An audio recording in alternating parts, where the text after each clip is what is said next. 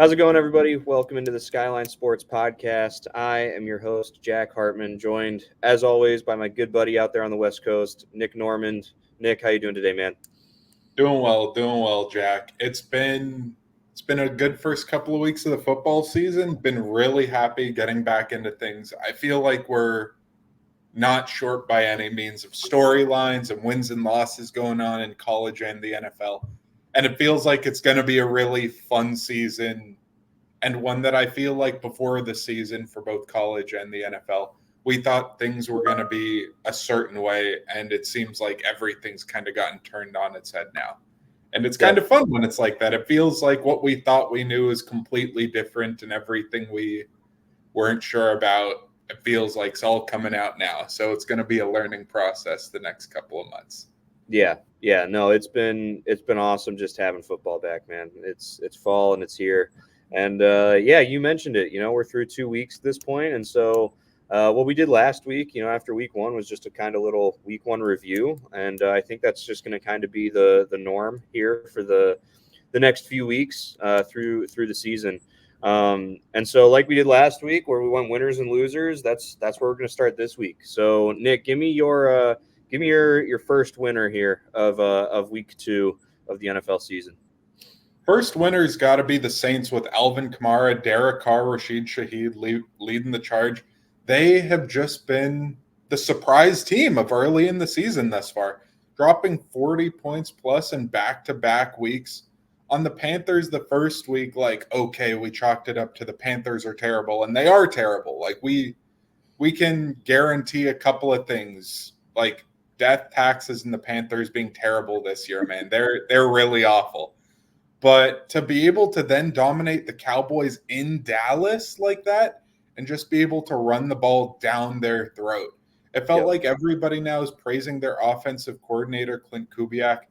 But really, the offensive line's played awesome. Carr has played really well. Alvin Kamara seems rejuvenated. Alvin Kamara in this game had 4 touchdowns from scrimmage. The last 2 seasons combined, rushing and receiving, he had 10 touchdowns total. And he had 4 in this game. Alvin Kamara absolutely turning back the clock. A 29-year-old running back might as well be a 50-year-old running back, it feels like sometimes. Mm-hmm. But Alvin Kamara still being very impressive. And Derek Carr throwing the ball all over the yard. Rashid Shaheed, huge plays. Olave getting a little bit more involved rather than week 1. He was a little more quiet. And it feels like the Saints are just shocking the world. I didn't see a single person pick the Saints to make the playoffs, let alone be one of the most dominant offenses in the league. Yeah. But this is the first time we've seen a team drop 40 points in back-to-back weeks to open the season since the Saints 15 years ago, 2009. And that Saints team, led by Drew Brees, won the Super Bowl that year. Yep. And so this is wholly unprecedented. And the Cowboys, of course, getting absolutely ran over. The Saints just looked amazing week 1, so I consider that offense as a whole to be winners 100%. Yeah. The thing about Alvin Kamara is he 29 years old? Yes, but because he doesn't have anything between his ears and keeps doing stupid stuff, he has a little more juice left in him than the typical 29-year-old. But hopefully, for that Saints offense, he stays out of trouble this year. I didn't see this coming from the Saints at all. The Derek Carr resurgence was shocking to me after what he looked like last year, and not really seeing the Saints do a ton of things in the offseason to really step things up and improve. Preseason, I had the Saints winning 2 games this year, and they've already done that. So, here I am prepared to eat my words this year. My first winner of this week is quarterbacks who tore their Achilles last year. Both Aaron Rodgers and Kirk Cousins looked a lot better than they did in week 1. Obviously, Kirk Cousins is still limited a little bit. He looks great in the pocket, but if things get rough, he looks more like a statue than Peyton Manning did, in the pocket right now. But nonetheless, led a gutsy comeback against Philadelphia, in Philadelphia, and looked great doing it. That final drive that they went 58 yards in 3 plays. He just looked like one of the best in the league. Just being able to go through his progressions, has just enough time that he's able to go through his progressions, find the open guy, and hit him. And it paid off big time for Atlanta in that win. And then with Aaron Rodgers, he looked a lot better in week 2 also. We talked last week about how, the Jets defense couldn't stop the 49ers, and that was the problem. And I remember, I mentioned, like, Aaron Rodgers didn't look very sharp. There were definitely some passes that were like, these are not good passes, hit like behind Garrett Wilson to the point that, he's not catching it because it's getting deflected, even though he has like a yard and a half of separation, right? Stuff like that. And he looked a lot more comfortable. And, I think we all should have assumed that there was going to be a delay for him, because unlike Kirk Cousins, for example, who played a few games last year, Rodgers basically hasn't played in 2 years, and, needed to take that first hit. I think we can attribute Kirk Cousins, step up to the fact that he got hit as many times as he did by TJ Watt in week 1.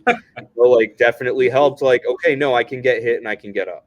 And the way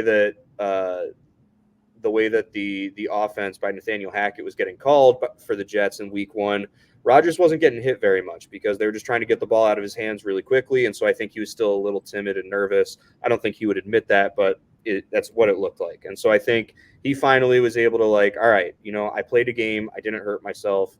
My Achilles still feels good. Let's get after it. And I think we especially saw that in this game, considering how good his second half was. He was pretty good.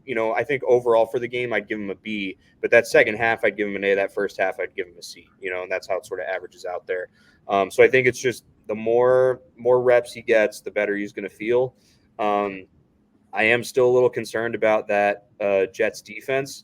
They didn't necessarily look that much better. If any quarterback other than Will Levis was playing for the Titans, I don't think that they only give up 17 points in that game. So that's my first winner.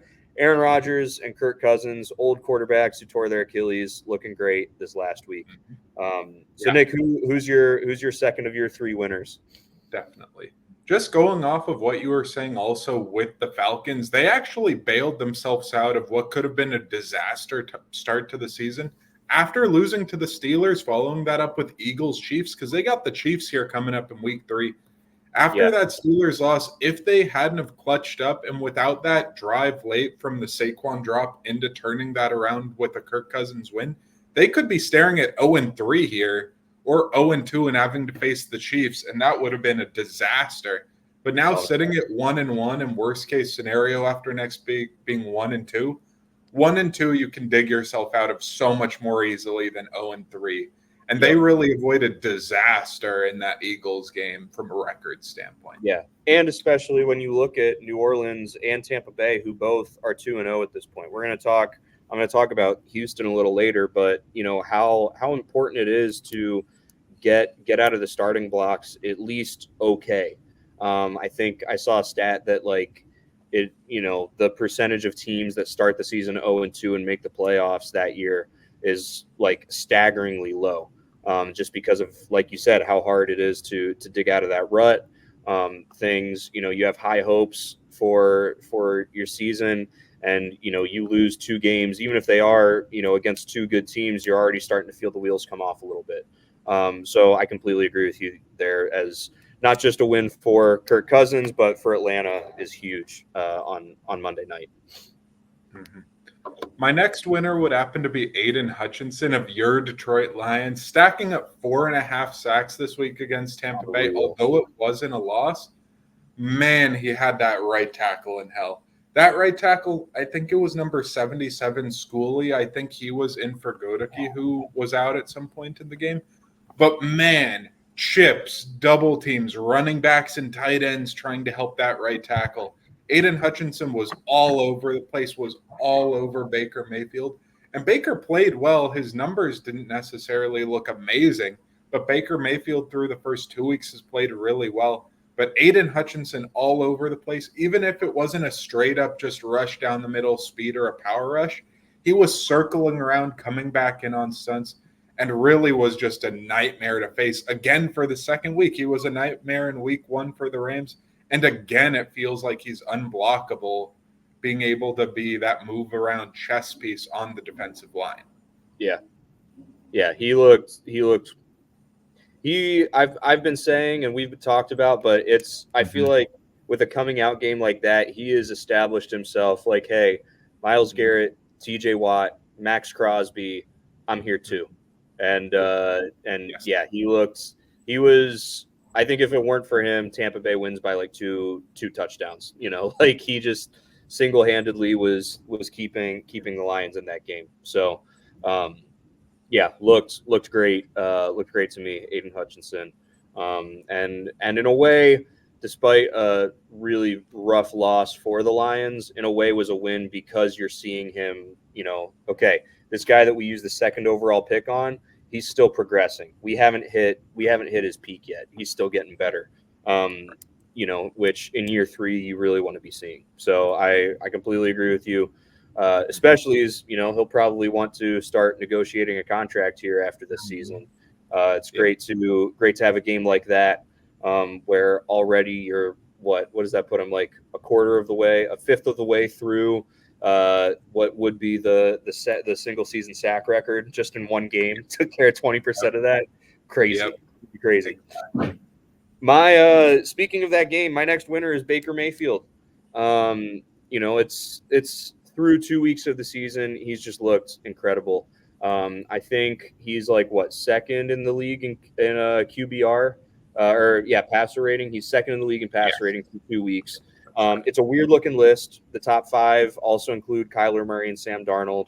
So I'm not going to act like he's up there Derek with Carr and Derek Carr. I'm not going to act like he's up there with like Mahomes and Josh Allen and like all these guys. That's like, yeah, they should be up there, and he's up there too.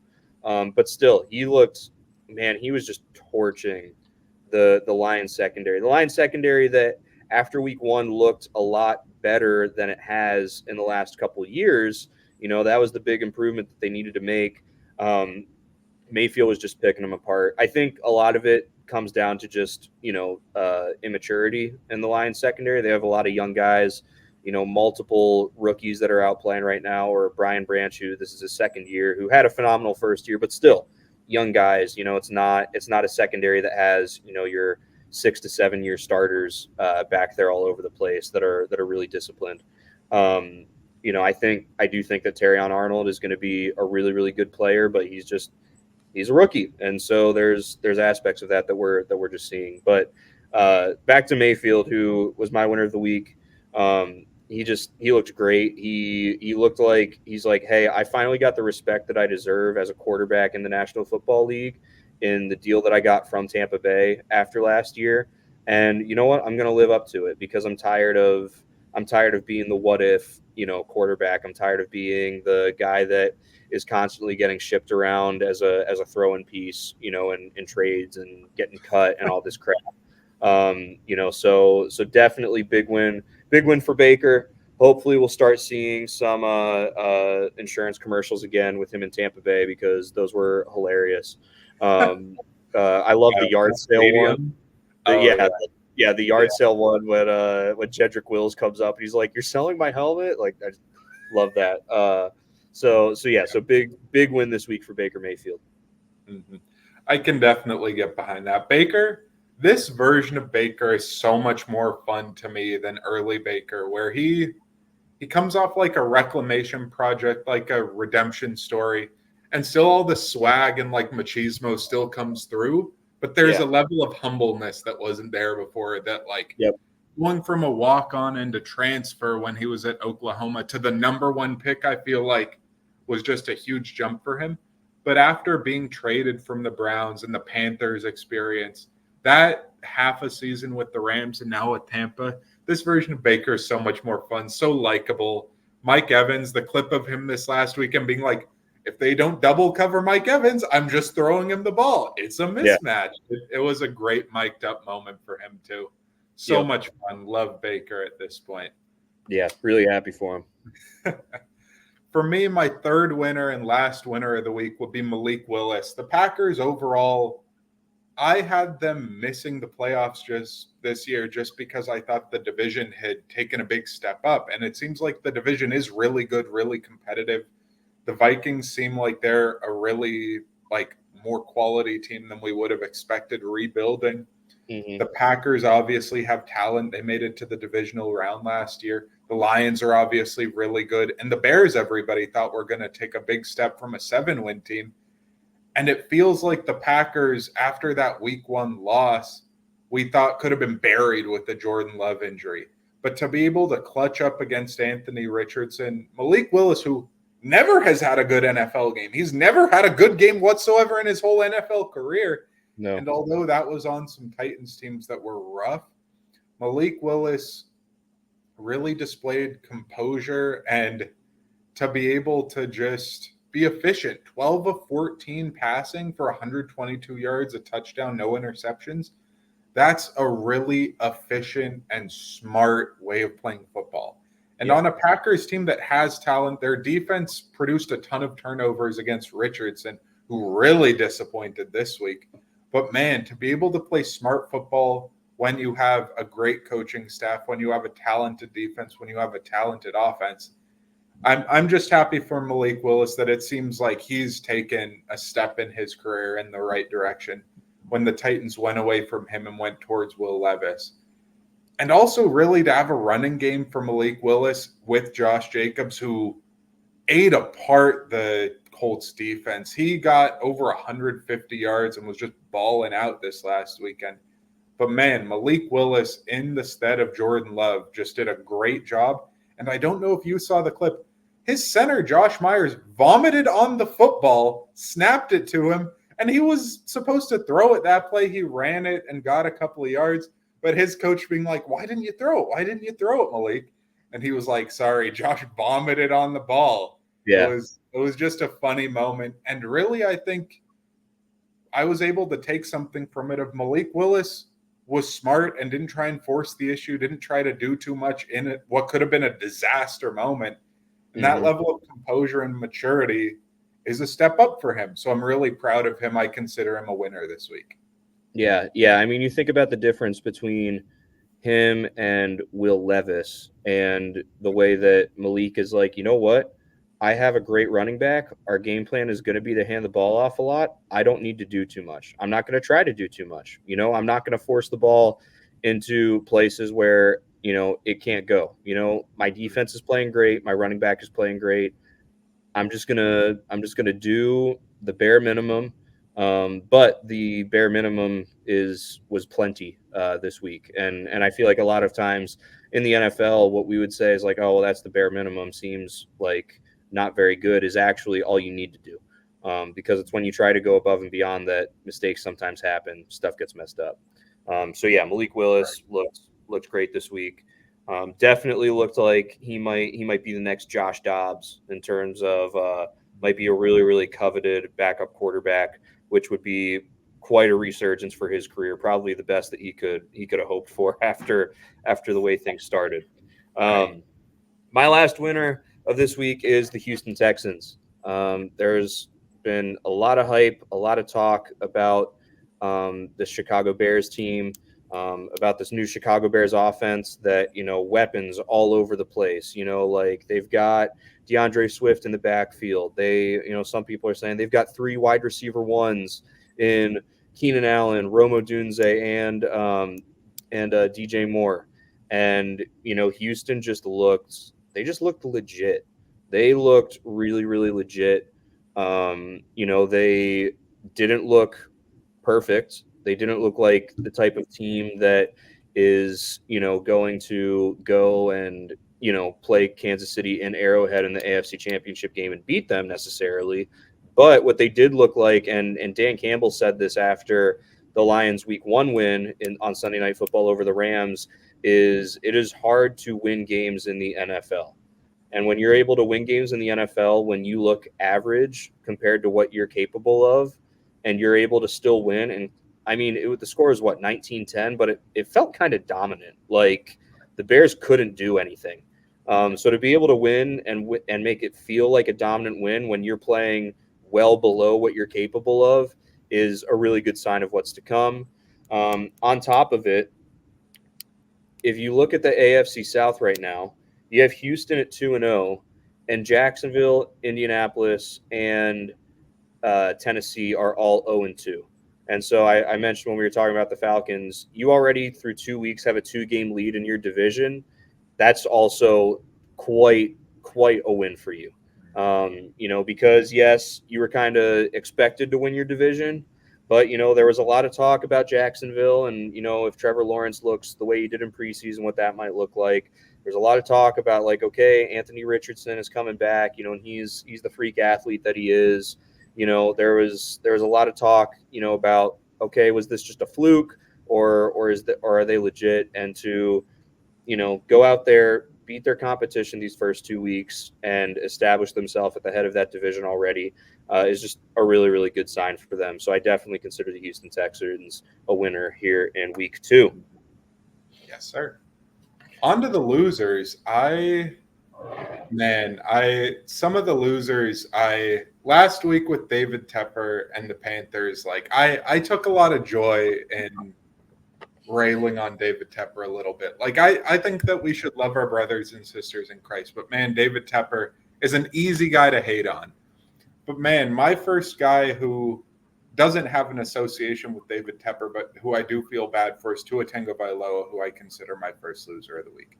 Last week, Thursday Night Football against the Bills, he was having a rough game before the injury. The injury was the cherry on top, but man, I don't know if you saw that injury, Jack, but it just was really, really disappointing to me because the injury wasn't due to a big hit. The injury was not some illegal going for the head, leading with the crown of the helmet, somebody just flying in, trying to take somebody out. It was nothing like that.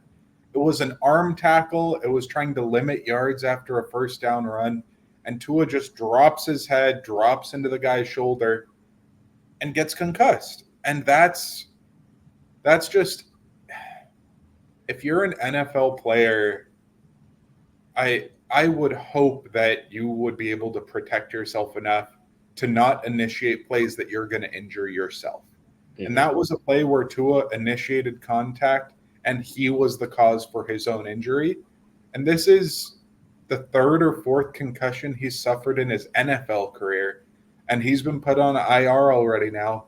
And I feel bad for the guy. He's gotten paid. He's gotten a contract now. He has guaranteed money locked in. But man, especially on a disaster night against the Bills, you just got to feel bad for the guy. But he clearly isn't in that upper echelon like a Josh Allen, like a Mahomes.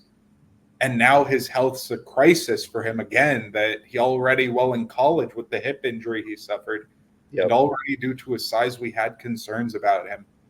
And it really brings a frown to my face to call him a loser on this side of the list. But I consider his situation to really be awful and a loss this week. Yeah. It's, we talk about guys that need to, guys need to slide, like Josh Allen. He just keeps taking these hits. He needs to slide. But Josh Allen is significantly bigger than Tua Tagovailoa. And so he can absorb hits that Tua can't, just because he's a bigger brute. The thing with Tua and I think, was it Deion Dawkins, the offensive lineman for, not Deion Dawkins, Dawkins is the last name, offensive lineman for the Bills, after the game said, like, man, like if he slides like an inch sooner, right? Like he, and that was coming from a guy that was there when Damar Hamlin passed away on the field and was brought back to life, right? And just the air that you could see the air that it took out of him talking about Tua. And yeah, it's like, okay, Tua, like at what point do you learn? Like he had the first down, they went for it on a fourth down. I think it was a fourth down, and he had the first down at that point. Anything he was doing was to get the extra yards, and what happened. Like I remember when Peyton Manning was at the Broncos, I think, or maybe this was still at the Colts, a botched play that he ends up running to the right and just ends up sliding 2 yards behind the line of scrimmage because he knows how important his health is and how important his health to the team is, and took a 2 yard loss on a play that was broken instead of trying to do too much. So I completely agree with you. Like, it's so hard to say like two is a loser, on this side, but like, you know, things just keep adding up. Um, I hate to, the only reason I go here is because he was able to walk off the field under his own power and was, as McDaniel said, seemingly in good spirits. But you have to think about the Dolphins, who, like you said, he's not a Josh Allen, Lamar Jackson, Patrick Mahomes. He's like at least one tier below that. He has all this money tied up in him now, and he can't be consistently on the field. And you think about the Dolphins as an organization have to start thinking like, how much how much can we rely on this guy? How much is having this guy for this much money hurting us a little bit, with the guys that have left over the last few years because they can't pay them? It's a really, really tough situation from whatever angle you look at it. Really, really hard for Tua, hard for Coach McDaniel, hard for the Dolphins. Um, yeah, obviously hoping and praying for a speedy recovery for him, hoping that he has the conversations that he needs to have with the right people. Whether he, decides to retire early or not, I just hope that he at least has conversations with some of these guys that have retired early because of concussion issues and is just really willing to like hear them out and hear what they have to say and at least be really informed before making whatever decision he does. Um, on a less somber note, my first loser of this week is the Baltimore Ravens. The Baltimore Ravens are 0-2. The Baltimore Ravens lost their first game to the Kansas City Chiefs, barely on a toe at the end. Though granted, Lamar Jackson missed two very easy throws to score a touchdown before that play. But we were all sort of looking like, yeah, the Ravens lost, but it's not. They're playing the Chiefs. That's kind of the nature of playing the Chiefs. But man, losing to the Gardner Minshew led Raiders when you have a 10-point lead in the fourth quarter is a really, really tough pill to swallow. It's especially a tough pill to swallow when you look at the nature of the AFC North right now. Pittsburgh is 2-0. Lamar Jackson can't seem to beat Pittsburgh. It's not like, oh, well, Cleveland's 2-0 or Cincinnati's 2-0, but we have two opportunities to get those games back. You're asking Lamar Jackson to beat Pittsburgh twice, in order to get those games back, and he hasn't been able to do that since coming into the league. The Pittsburgh just seems to have his number, and so it was a rough look for the Ravens. Nick, I think you said that there have been in the last like 4 years 10 games that In the they last 5 years, 10 double-digit fourth-quarter leads blown by the Ravens. yeah, Most since, I think, at least 1991, if I remember the stat correctly. So in the something last 30-plus years. insane.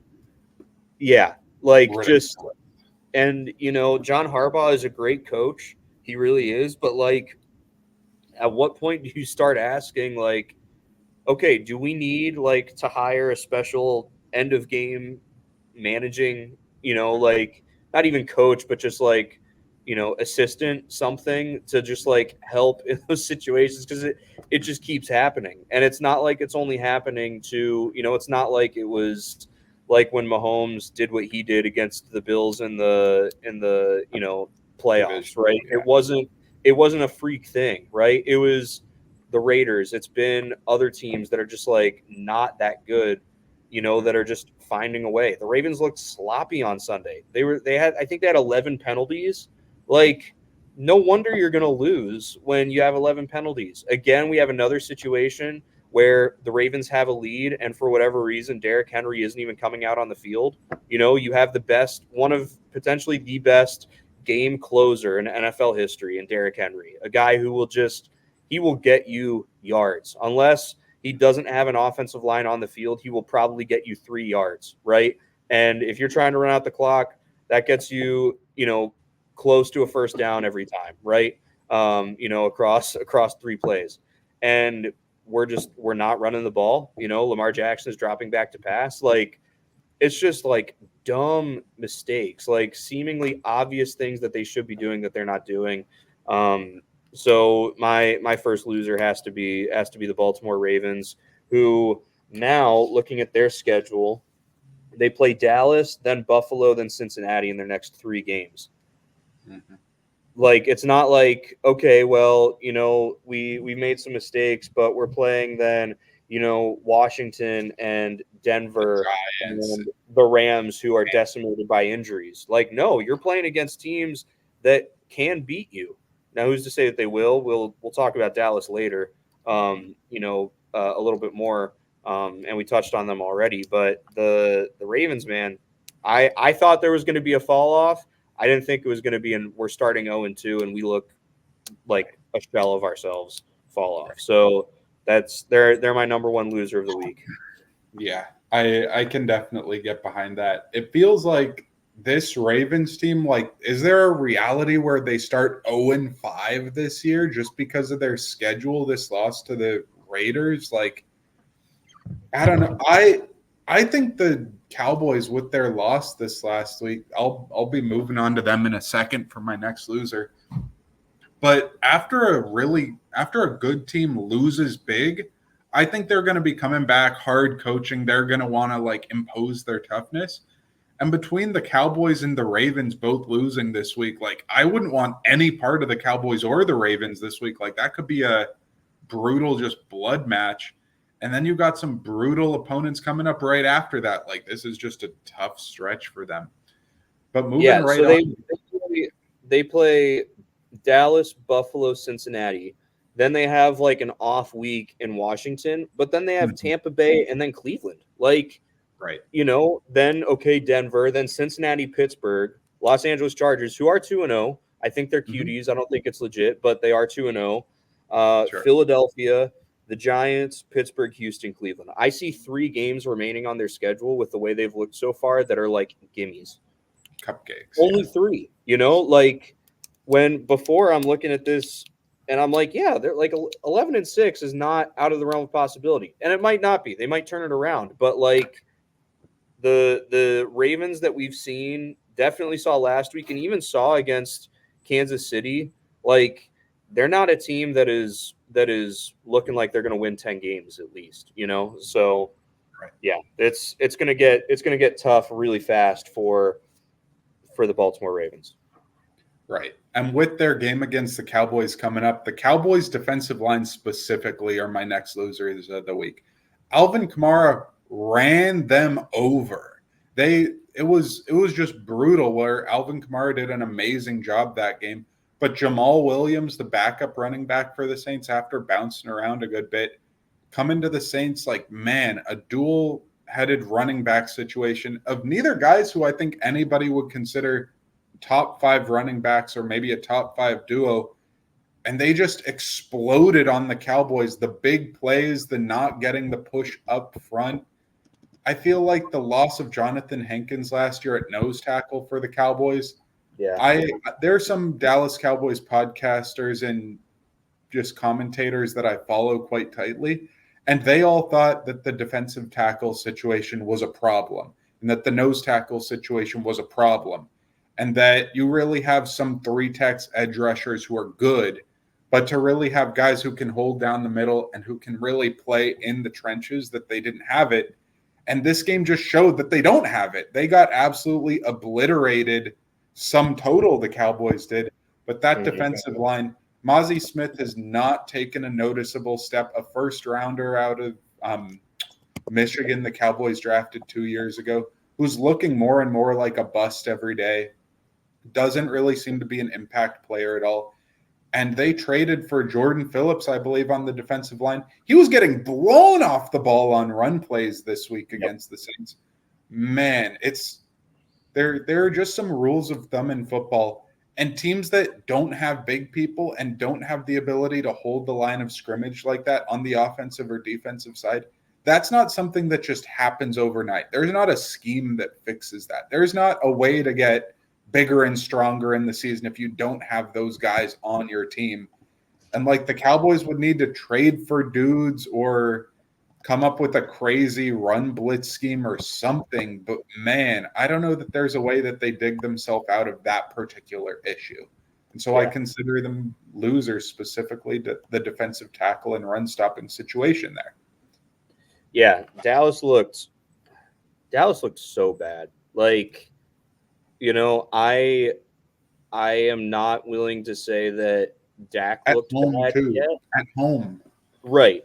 It's hard to blame Dak a lot when he's basically being asked to score a touchdown on every single drive because the Saints defense or the Cowboys defense is giving up a score on every drive. Right. So, but it's almost like this cycle that hurts themselves. Like the defense, is giving up points, so the offense has to go score. The offense feels pressure, they're not scoring. The defense is winded and is getting back on the field faster, which is making them play worse. The offense is under more pressure because now they're down 2 scores, not 1. And it just cycled out of control really, really bad. And it happened at home. In the last 2 home games that the Dallas Cowboys have played, they have given up 92 points. Yeah. 92. They gave up 48 to Green Bay. They gave up 44 to New Orleans. 40 points, like in college football, that's common. In the NFL, that does not happen. No. Right? In back-to-back games at home, and then of course Jerry Jones, as he's going and saying, he's like, well, in the past we've had great regular seasons and bad postseasons. So if we have a couple bad regular season moments, then that might help us balance out in the postseason. And it's like, no, if you have bad regular season moments, you won't make the postseason. Like, So yeah, it was a rough go for Dallas and completely, but definitely, like you said, their run defense was just atrocious. It'll be really interesting to see, are this next week, are the Ravens going to realize, okay, they have a bad run defense, so yes, we're going to hand the ball off, even though for whatever reason we don't like to call it that way, or is the Cowboys front 7 going to get bailed out by bad play calling and strategy by the Ravens this week? We'll see. My next loser of this week is starting rookie quarterbacks. So we have Caleb Williams, who is bottom 2 in the league in QBR right now. He, I forget what his stats were for this last game, but they were not good, clearly. Let me pull this up real quick. He completed 62.2% of his passes, which was better. He threw for 174 yards, which was better than week 1, but he threw for 2 interceptions and no touchdowns. He is on pace to throw 0 touchdowns this year and 17 interceptions. Yep. Not good. Not good. Bo Nix had a really, really not so good game. He had a funny press conference moment after where they asked him about his interception. And he said, well, I threw it to the wrong team, which, there you go.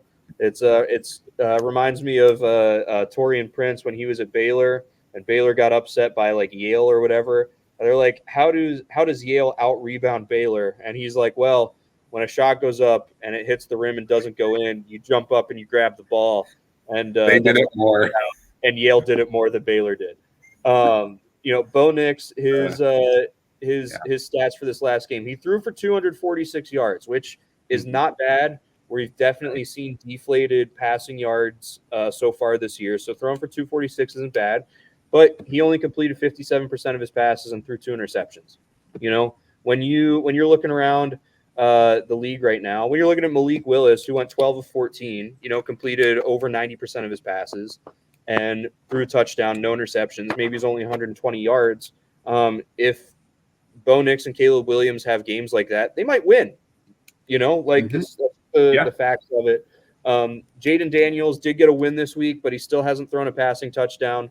No touchdowns were scored by Washington this week. So, he's not looking bad or as bad, but his QBR I think actually is top 10 in the league right now through Mm-hmm. 2 games. So it's not looking bad, but also it's not like he's not looking like CJ Stroud, right? Compared to last year. So starting rookie quarterbacks, and now we're looking at Bryce Young, who's gotten benched at this point, which I think you're gonna mention here. It's just teams want to draft a quarterback with a top 10 pick. They have a top 10 pick because they're bad and they have no pieces around them. And then they want to start them immediately and expect them to save everything. Look at Patrick Mahomes, who did not start his rookie year.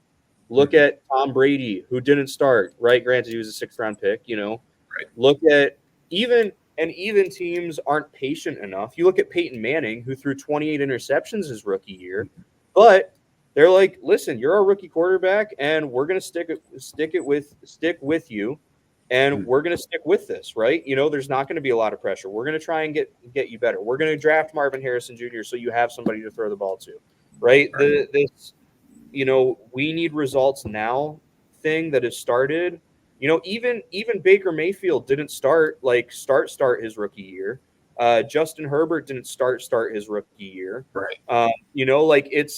We are seeing this trend now where you draft a rookie quarterback, he starts. I think Michael Penix Jr. will probably go down as the best quarterback from this draft class because he's not starting immediately.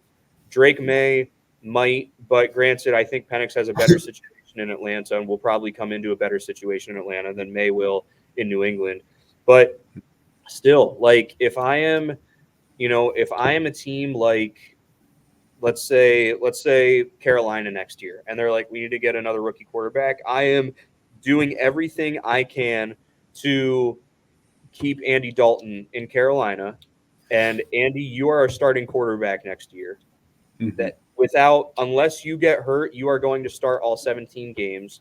And I'm going to draft a Quinn Ewers who's going to sit behind you and is just going to soak up as much as he can. I'm going to draft a Carson Beck. I'm going to draft a Jackson Dart, whoever it is, and they will not start. Maybe if we are out of playoff contention, with 2 games to go, maybe give them a few game reps, right? But like something like that, so at least they're able to like learn and hopefully have a season where they're not getting pummeled behind a terrible team for that terrible team to try and get a little bit better.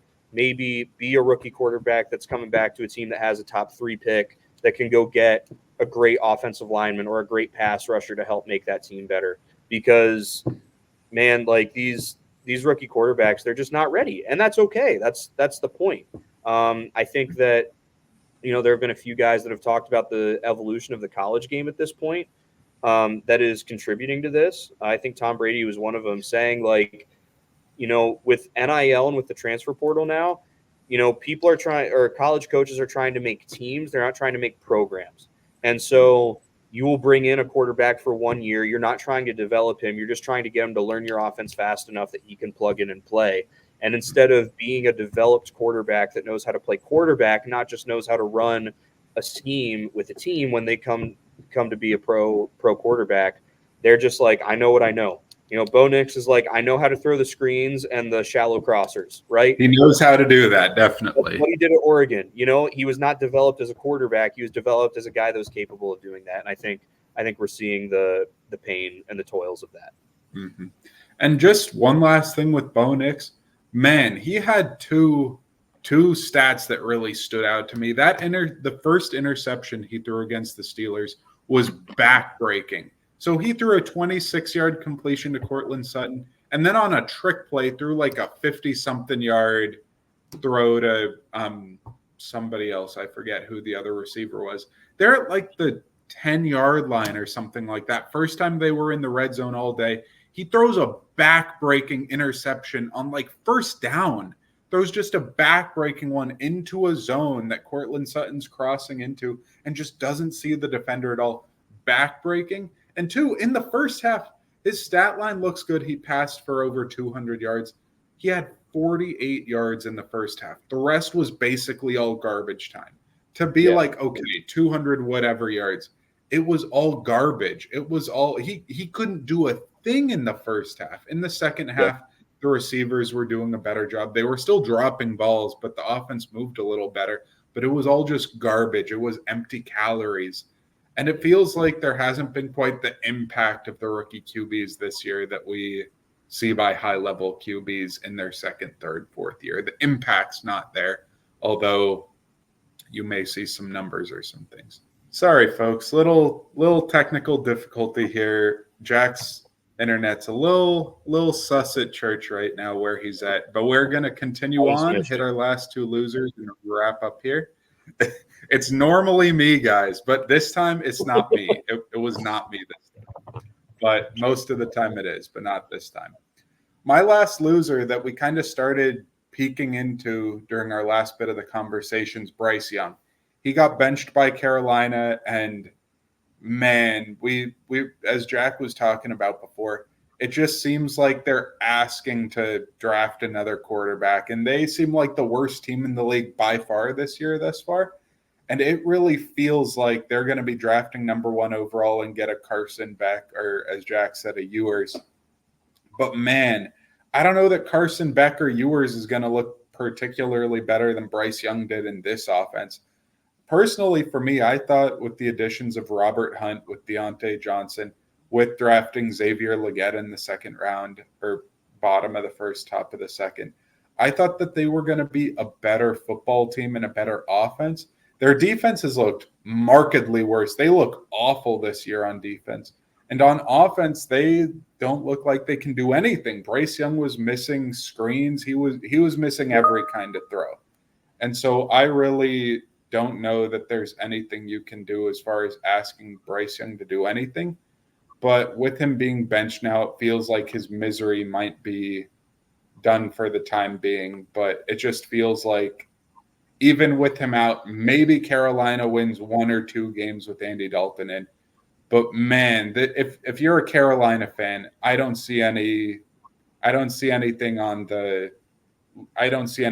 at the end of the tunnel. It seems like it's a disaster. Bryce Young, I've heard theories basically of people being like, hey, if you're Jackson Dart and you're picked number 1 by the Panthers, do you just say to the Panthers, no, I'll stay in college 1 more year and enter the draft the year after? This Panthers situation, this franchise seems like an absolute disaster that everybody would want to avoid if you're a college quarterback. They ruined Bryce Young, a bona fide number 1 overall pick that people thought should go number 1, and they ruined him in a season in 2 games. Not even 2 years, not 3 years. They gave him every single start that they could, and they benched him, and it's been a disaster. I don't know who would want to play for this team, let alone why Andy Dalton would want to, but the Panthers are definitely losers, and Bryce Young being benched, I feel bad for the guy, but he has not looked good.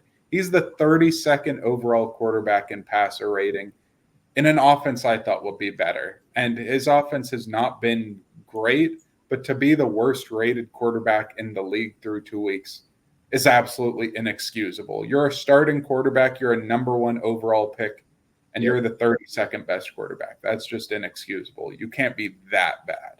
And he has. Yeah, it's, there's a lot to be said about the situation that he came into and what Carolina is trying to do to take care of him. But there's a lot of guys that get into bad situations and still find some way to make it work. And he just hasn't. My last loser of this weekend are NFC favorites.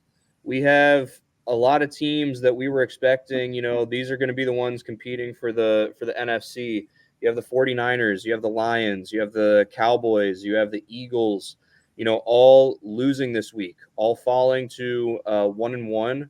And sort of moving out of the spotlight in favor of the Buccaneers and the Saints, who are the only teams, after, at least if you just watched week 2, all 6 of those teams play.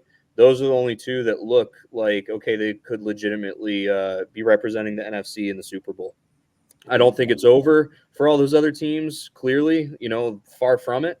I do think that the struggles that we saw from San Francisco and Detroit and Philadelphia, I do think are struggles that they can work through. Dallas, not so sure because of just how bad they lost. But I'm not saying that it's over for those teams, that they have no chance of winning their division or winning the NFC. But it doesn't look good, or it didn't look good this last week. Taking this last week alone. Looking at these the next few weeks for these teams. Dallas plays Baltimore this week, which we talked about, which is yikes. Philadelphia plays New Orleans this week, which New Orleans seems to be legit so far. They might lose that one too. You look at San Francisco, who plays a decimated, Rams team this week, so they should win that game. Detroit plays Arizona this week, who Arizona has looked, or at least last week, looked like one of the best offenses in the NFL. So it's not going to get easier. But again, I think that these teams will slowly, maybe not even slowly, maybe quickly, actually, having the fire lit under them now, get things back on track. But as far as week 2 goes, it was not a good week for them at all. Yeah. By extension, it was a bad week for betting purposes. I had a teaser that, man, I was very pleased that I didn't pick Dallas in a teaser, but man, the 49ers against the Vikings, I just needed them to win. And again, it was the leg of it that and I felt so good after Buffalo beat Miami, but man, the NFC teams, the favorites this week, were just disastrous, especially for betting purposes. Yeah, it was an interesting week, and hopefully it's a sign of a really interesting season to come. Exactly. All right, everybody. Well, thank you so much for watching, for enduring our technical difficulties, and enduring just seeing a little yellow circle with my face in it. Not even my face, just a little like me in it. So thank you all so much for watching, for supporting us, and have a great week, everybody. Yep, we appreciate you lots. Happy to be back with you for the NFL season.